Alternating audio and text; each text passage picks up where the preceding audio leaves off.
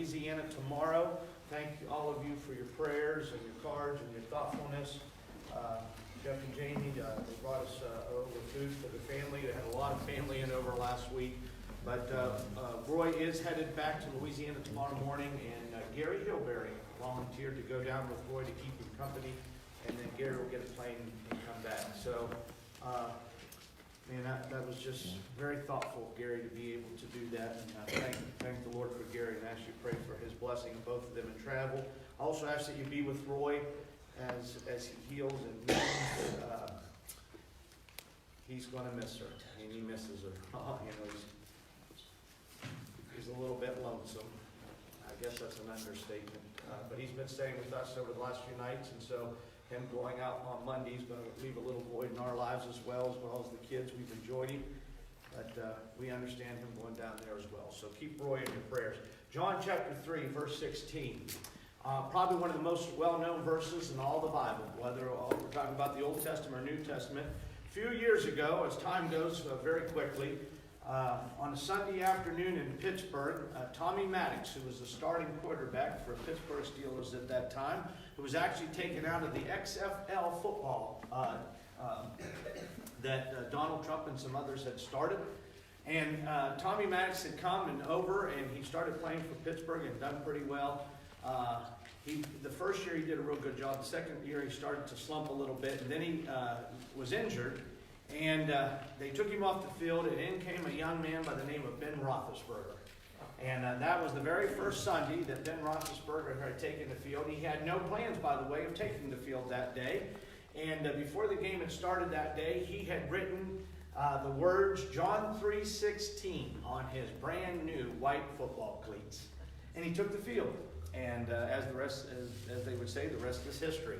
However, on Monday morning, Ben Roethlisberger received a fine for writing John 3:16 on his shoes because it's a non-NFL approved paraphernalia. They're not allowed to do that. Since then now, they allow the players, I think once a year, to decorate their cleats in whatever way that they want to for their charities.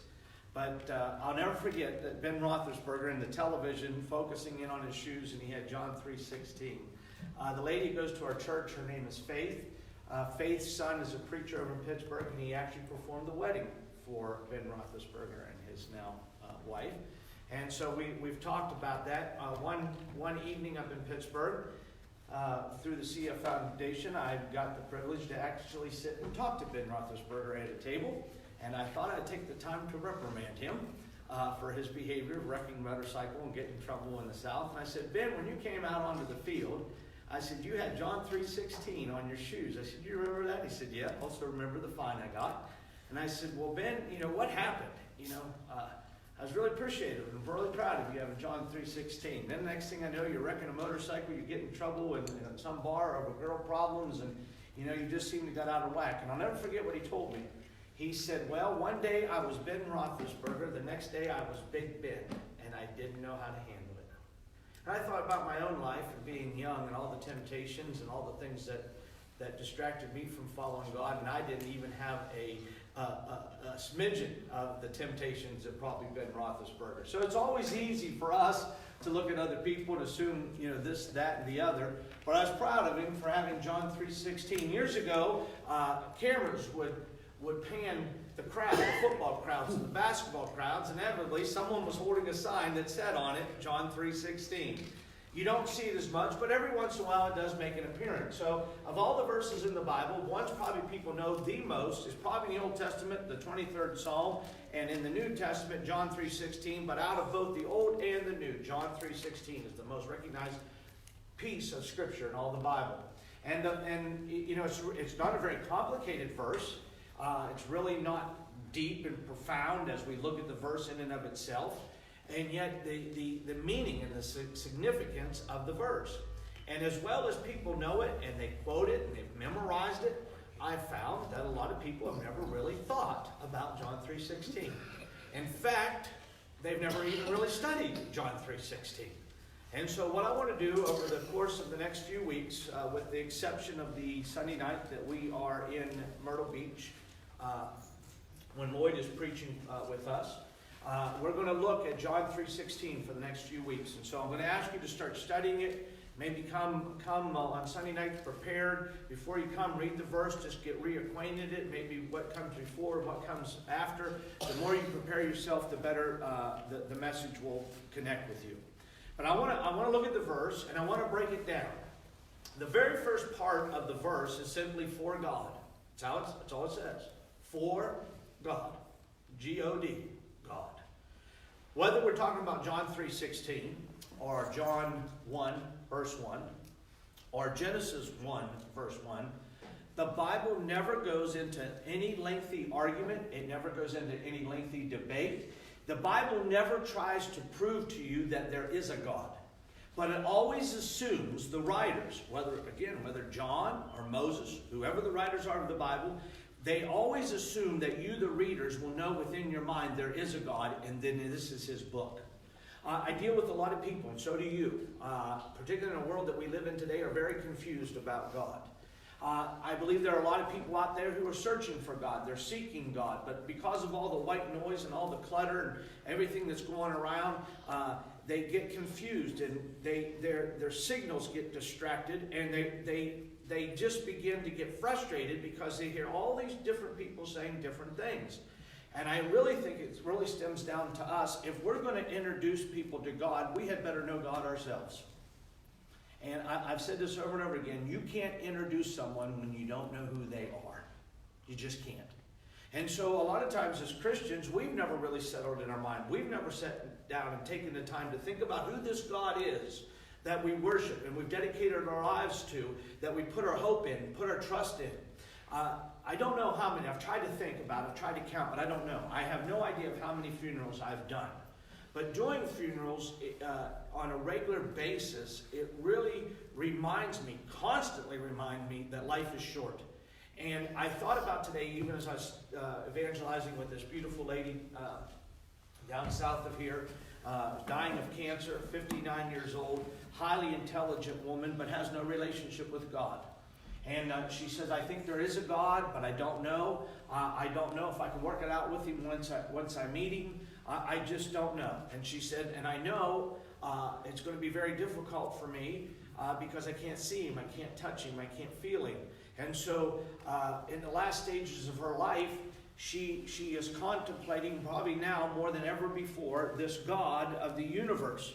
And so I think we have really got to start upping our game and do a better job of really presenting this God, for God, so loved. But if you're going to talk about God so loved, you better first of all talk about the God that is loving.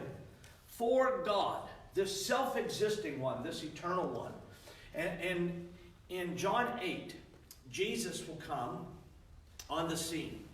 And basically, the Sanhedrin, the Pharisees, the Sadducees, they all begin to question him, and I'm going to paraphrase it. They say to him in so many words, who do you think you are? Who are you? And he keeps answering over and over to them, before Abraham was, I am. They say to him, you are not yet 50 years old, and you've seen Abraham? And then he answers again, before Abraham was, I am. Well, if you go clear back to Exodus, when Moses was called by God at the burning bush to go take the Israelites up out of Egypt, Moses says to God, all right, God, you're sending me to the Israelites, but it's going to come about, in not so many words, they're going to say, who are you to take us out of here? They're going to ask me, God, who is sending you to us? Whom shall I say is sending me? And God gives Abraham or Moses this answer. I am who I am is sending you to them. So when God defined himself or declared himself to Moses, he simply referred to himself as I am, which means the self-existing one, that he always was, is, and always will be. I know for our feeble minds, it's very hard for us to contemplate. It's very hard for our minds to arrive at that knowledge that God has always been. He was, is, and always be. I can even remember as a little kid when my mom said that God created the world and everything came from God. I can remember asking my mom and dad, well, where did God come from? If God created this, God, where did God come from? And my mom's saying to me, my God, well, honey, God's always been. And now on a deeper level, as I grew and as I aged, and I keep asking that question, where did God come from? Finally, someone said to me, Jason, people have always asked that question, but when you ask the question, where did God come from, it's bordering on lunacy. And I said, why is that? They said, because if God came from something else, he wouldn't be the ultimate cause. And then you wouldn't worship him, you would worship that which God came from. God is the self-existing one. He always is, was, and always will be. Now you say, do you understand that completely? No. And I shared with the lady this week, I don't want to. I don't want to explain him completely. I don't want to know him completely. There's something I want to learn about God new every day. There's a part of God that when I begin to think about him, and always is and was and always will be, and I think about him creating this universe, the stars and the solar systems and the sun and the moon, putting everything in orbit and creating the human person, right down from my first child to my grandchild to your children to your grandchildren, and we look at the humans that God put in this world and we're just amazed at God. I want to be in awe of him. I want to have a sense of wonder of him. If I'm able to explain everything about God, he would cease to be that which he is. So it's not my job to explain him. It's only my job to proclaim him. And so when Jesus on the scene in John chapter 3, at the beginning of the most famous verse in the Bible, he simply says, for God. Now, again, it assumes that you, the listener, you, the reader, will know that there is a God. There are two types of revelation. There's general revelation, and then there's specific revelation. General revelation is for me to simply look around me and to conclude by the evidences around me that sun just didn't put itself there.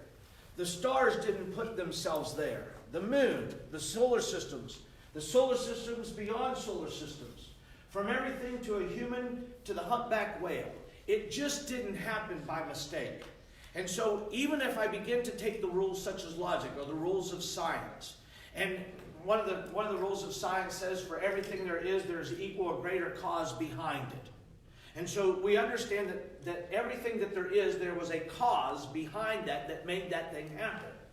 We also take one of the rules that says whatever applies to the lesser also applies to the greater. So for instance, Marissa comes to me and she says, Jason, can I borrow $5? And I say to Marissa, I don't have a dime. Now, did she ask for a dime? No. What'd she ask for? $5. But I said to her, I don't have a dime. Understanding, if I don't have a dime, I don't have $5. Understand? So whatever applies to the lesser has to apply to the greater. The cars that you drove here in, or rode here in, this building that we're sitting in. And by the way, the heat came on yesterday. That's why it's nice and warm in here this evening. I got here early yesterday, or last night, and made sure we got the heat on, so we're not freezing. So this building that we're sitting tonight in comfort, the houses that you live in, the jets that people fly, whatever we're going to talk about, we understand that someone had to design it, someone had to create it. And if it applies to the lesser, then it has to apply to the greater. If someone had to engineer your car, then someone had to engineer this building. If someone engineered this building, then someone had to engineer the Twin Towers in New York before they collapsed. If someone had to engineer the Twin Towers, then someone has to engineer a 747 jet. If someone has to engineer a 747 jet, then this world, which is greater than all of them, if you understand, if it doesn't apply to the lesser, then it also has to apply to the greater. So you're going to tell me that the car that you rode in has engineers, designers, builders, great architects behind it, but this universe just happened by mistake. It makes no sense. It makes no logic. And so any logical person says to themselves, there has to be a God, some great power, some intellectual designer who brought this world into existence. That's general revelation. So the world around me tells me there is a God, but the Bible tells me about who that God is. And so we call that specific revelation. And so it would make sense that this all-knowing God, this wise God, this God of order, this God of logic, he would reveal himself Now, one of the biggest heartaches to me as being a preacher is how many people won't read their Bibles because they feel as if they can't understand it. And when we look at the Bible, there are 66 books in this Bible. By the way, the Greek word is biblios. That's where we get our word Bible. 66 books, put them together, you got a library. So really, as we mentioned before, all of you are carrying in your hands a library everywhere you go when you carry your Bible. Now God used men to write to men that men would understand him. God didn't use aliens. He didn't use angels to write down a message that none of us could comprehend or understand. God used human agents to speak to humans because he had a message to reveal. What's the last book in the Bible, by the way? Revelation. And that word means to bring to light. To bring to light. The image is if we were in a dark room and we couldn't see anything in this room, and I put a flashlight on over top of this Bible, that light would expose this Bible in the darkness. That's what the word revelation means, to bring to light. And so it's almost, you got to laugh or you're going to cry. When I have people tell me, well, I can't understand it, that's exactly the opposite of what it's meant to do. It's meant to be understood. And you, having minds, God expects us to use the brains and the knowledge that we have to read his word, to grow in our understanding. So, the world tells us there is a God. This Bible reveals him to us. Now, I used Exodus chapter 3, by the way, where I am whom I am. Any other names for God in the Bible besides Yahweh? That's where we get it, by the way, Exodus 3. YHWH. You ever heard that word Yahweh? Yahweh? Sure. There's other names for God. Elohim, El Shaddai. And whenever you're reading the Old Hebrew, El is God. For instance, if I use the word Bethlehem, that means the house of bread, which is interesting. That's where Jesus was born. Bethlehem, the house of bread. There's another word in the Bible that says Bethel, which means the house of God. And so the El is always God. And so if you look at it afterwards, the words, what you find out, there's never any names for God in the Bible. They are all only adjectives describing him. And this is how the Bible describes God. He is the all-knowing one. He's the all-seeing one. The Bible reveals to us about some of the characteristics of God. And if you really want to learn the God that it is that you're worshiping, I would encourage you to spend one day and just read through the Psalms. And if you spend one day reading through the Psalms, you're going to want to get in the habit of it. And so what I would encourage you to do, every day try to read 3 Psalms. And as you read those Psalms, try to find out the characteristic about God in that Psalm. For instance, as you read the Psalms, one of the psalmists might say that God is our rock. He is our refuge in the time of storm. Our rock. Well, what is a rock? A rock is something of stability, something sound. And so you understand it was almost, in fact, one of the psalmists refers to God as our anchor in the time of storm. This world's an ever-changing world, isn't it? It is. I mean, you think you've got this world under control one moment, and the next moment you are in total chaos. In psychology in undergrad, we were taught that the definition of a crisis is a crisis wherein a person has lost control. That's a great definition of the word crisis. A crisis is wherein a person has lost control. So when a person is in a crisis, they have no control of what's happening to them. And when I look at the terminology, I started to laugh. And my professor at the time, he said, "What are you laughing about?" I said, well, if that's the definition, then we're in crisis every day because we have never been in control. I don't know what's happening from one moment to the next, and neither do you. We can assume a lot of things. We can hope for a lot of things. But we live in a world that's very unstable. Storms come. We just don't know. Jesus said, don't store up for yourselves treasures on this earth where thieves break in and rob you. I mean, think about your homes right now. You're here worshiping God, and while you're here worshiping God, someone could be breaking in your house right now and stealing everything you got. It's just...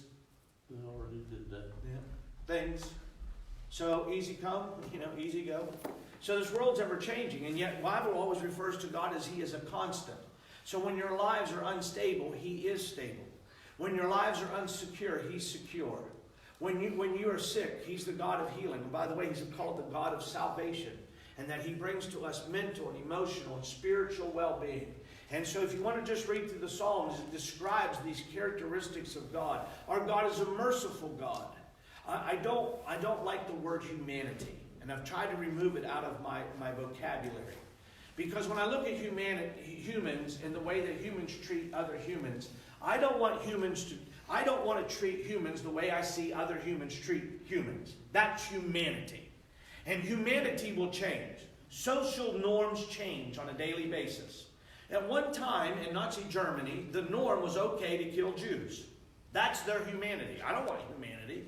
I don't want to look at my fellow human beings through the eyes of other humans. I want to look through my fellow human beings the way that God looked upon me. That's called mercy. I want to have mercy on people as much as God has mercy on me. And so the Bible describes God as a God of mercy, a God of compassion. If you're ever dealing with someone who's hurting and they're in a great deal of pain, 2 Corinthians chapter 1, about verses 2 and 3. For our God is a God of compassion, the Father of all comfort, the God who comforts us in all our affliction, that we might comfort those who are likewise afflicted. And so our God is referred to as a God of comfort, a God of compassion. He's referred to as a giving God. He's referred to as a God of love. He's referred to as a holy God. And so when Jesus says, just in this first, these are just the first two words of John 3:16, for God, the self-existing one. So you understand the love that He's about to say to you is directed from the God that we've just been talking about. Now, if we wanted to, we could just do an entire series on those two words. For God. The God of the universe. The God that gave you life. Now, when I talk about the life that God has given to you, that's no small thing. That is not trite. That's not trivial. This is what David said of the lives that God has given us. David cries out one day. He's looking at the heavens. By the way, it's a psalm. He's crying out to heaven. He's looking at God. And he says, in my mother's womb, thou knewest me. As he's being created there. I like to talk to biologists, and I like to talk to those people who study the human body and just life in general.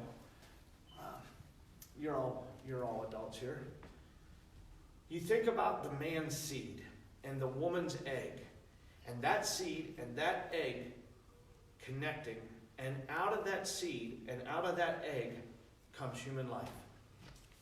If you don't understand and appreciate that for 1 second, I'm going to try to do my best example. I'm going to try to do my best job to explain how significant and how unique each of you are. And this is how I'll do it. In the late 1800s, my great-grandfather, William, listed in the Civil War. Prior to the Battle of Antietam. Now, if any of you know anything about the Civil War, the Battle of Antietam is still to this day the bloodiest day in American history. The bloodiest day. One single day. More lives were lost in that one single day than any other battle in U.S. history. That's saying something. Prior, one day before the Battle of Antietam, my great-grandfather William was captured by Stonewall Jackson. Stonewall Jackson had a policy to pretty much kill everyone they captured. But he did not have time to deal with my grandfather, and so he had my grandfather sign a gentleman's agreement that if he would release him, if my grandfather would promise to go back home. He said, if you go back to Ohio, because that's all the southern states really wanted, they wanted the North out of their states. If you go back to Ohio, I will let you loose. But if I catch you again, I'll kill you. So I don't know fully, but I would like to think that my grandfather wanted to simply honor his words, and so he came back to Ohio like he promised. When he got back here, he re-enlisted again. And this time he went down to Natchez, Mississippi, captured a second time. And he spent out the rest of his days as a prisoner of war. Most northern soldiers that went into the southern prisoner of war camps did not survive, but my grandfather did. And he came back home. Came back home, had my grandfather, who just fell right in the lines of World War I. He was not old enough to fight in World War I. He then brought in my uncles and my dad into this world. My dad's two brothers, one was a Marine and the other was a United States Army medic. The Marine went to the Philippines and was captured by the Japanese in World War II, and he was tortured severely. Upon his release, they had to send him to a mental hospital in Virginia for quite some time. My dad, at the time, had been in a horrible car accident and had his leg just about completely ripped off. And he did not pass the physical to go into World War II. It was a hard aspect of my dad's life that my dad hated that he could not go fight for our country. And it always hung over him. But he thought, if I can't go fight for my country, I'm going to be as patriotic and help those soldiers who could. And so he did. So we were brought up very patriotic. My dad's brother was captured. The other brother was a medic. He was almost shot and killed, I believe was in Germany. But both of them did come back. But the odds are, my dad being the third, who had enlisted, the odds are that all three brothers were not coming back home. So most likely the odds are my dad wouldn't have made it. But he didn't go. My dad was married. The first marriage didn't work out. He then marries my mother. They later on have me. My dad was late in life. He was past 45, he's 46 years old when I was born. My mom was late in life too. Now think about that, just that one example. Had my great-grandfather been killed prior or at the Battle of Antietam, I'm not here. Had my dad gone to World War II, I'm not here. Had my dad been killed in the car accident that almost took off his leg, I wouldn't be here. Think about all the seeds that are released from the male. And of all the seeds that are released, you are the one that made it to the egg. You are unique. And the wonder that you are here is a wonder beyond all wonders. And yet David said, in my mother's womb thou knewest me. I am beautifully and wonderfully and masterfully made. So there in your mother's womb, today, as much as we know about science, they can take a male seed, a female egg, they can put them together and they create life, but they still don't know how it happens. They don't know how that spark, and you can call it a little bit of magic or whatever, the spark, the electricity, they still don't understand it. And what's interesting, they can take a seed and they take an egg and they can bring the two together and create human life, but they still can't create the seed and they still can't create the egg.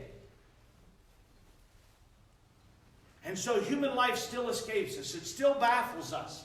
And everybody, those in the university still pontificate and think about what is life. And I think about their answers sometimes, the juvenileness and the immaturity of their answer. And I asked the one down at LSU one time, I said, what is life? Define life for me. He said, well, it's very hard for us to define life.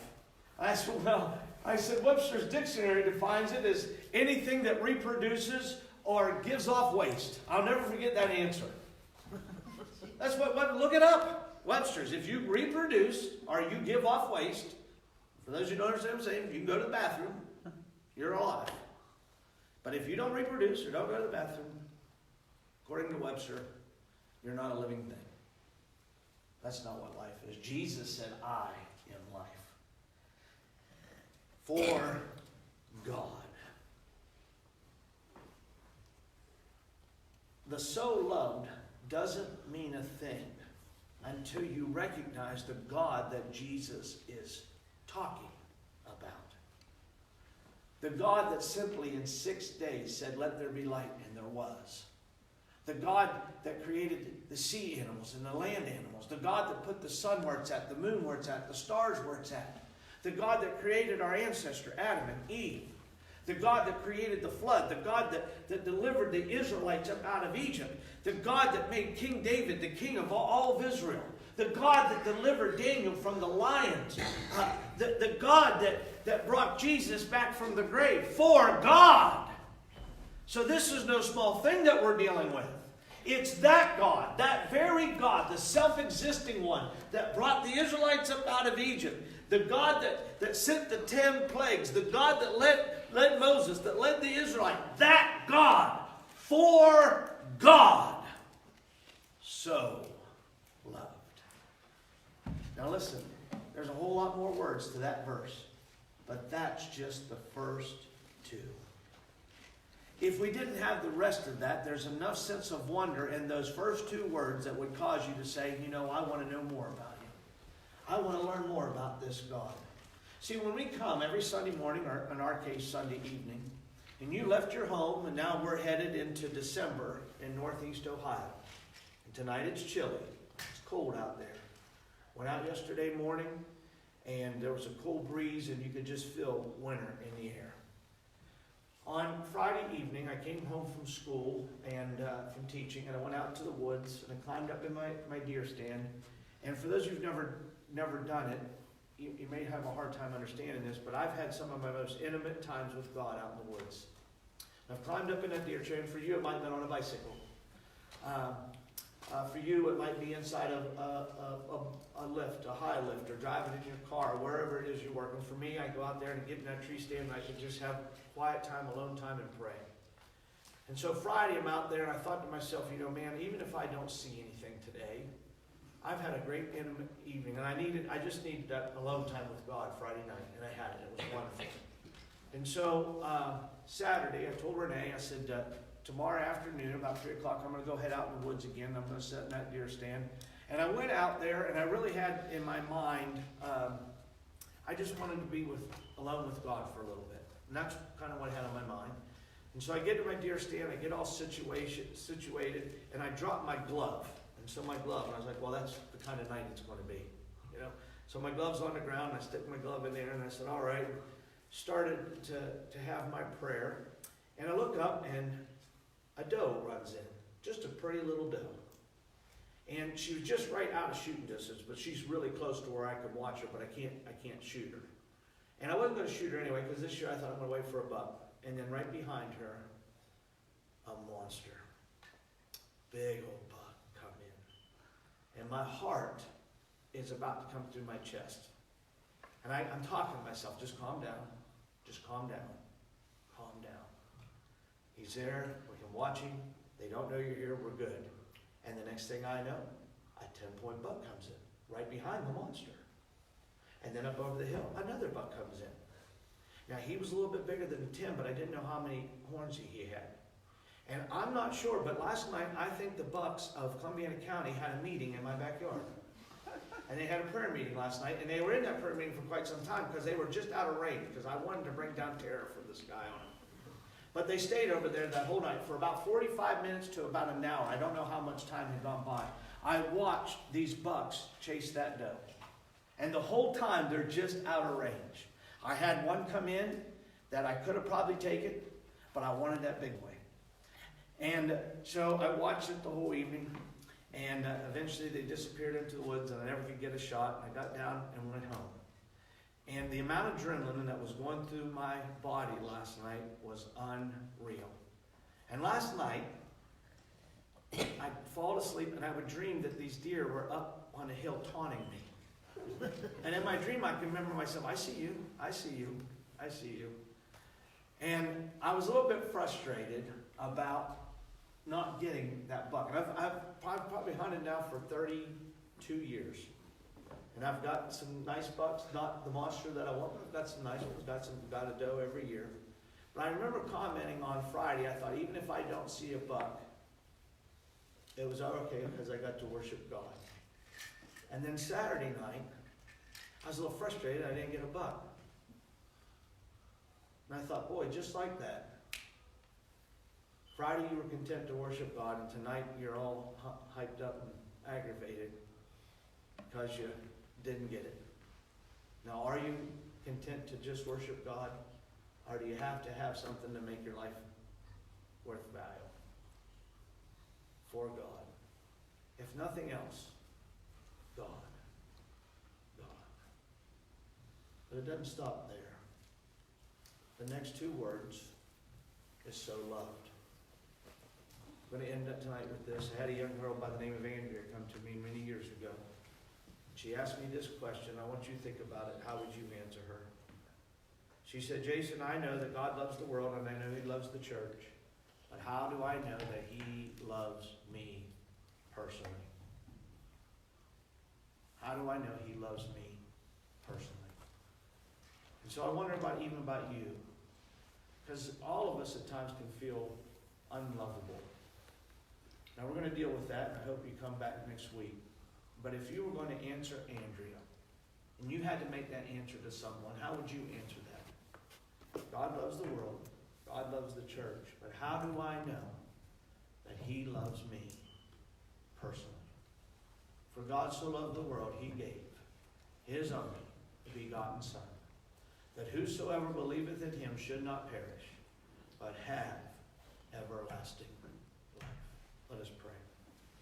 Our Father and our God in heaven, as we now sing and turn our attention to this, the Lord's Supper, the communion, the Eucharist, the thanksgiving, the fellowship with you.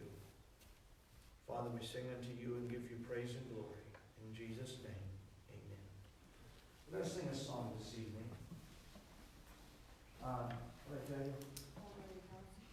Say it again, huh? We're going to sing the Old Rugged Cross.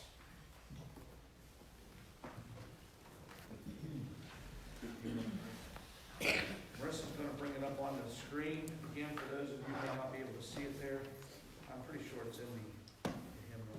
Yeah, page 12. Page 12. The Old Rugged Cross.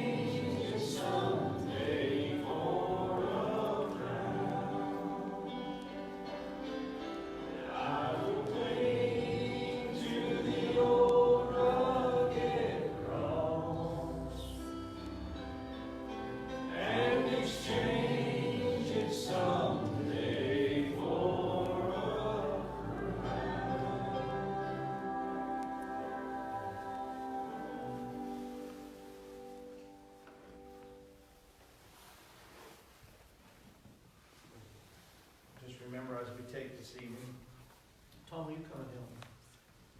That was for the body of Christ and the blood that He suffered, that freedom and the forgiveness of sins.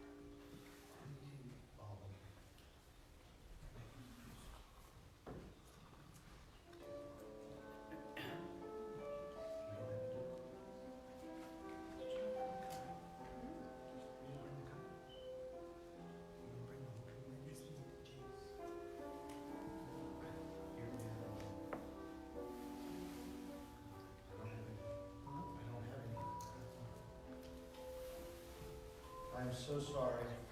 We are out of the green juice.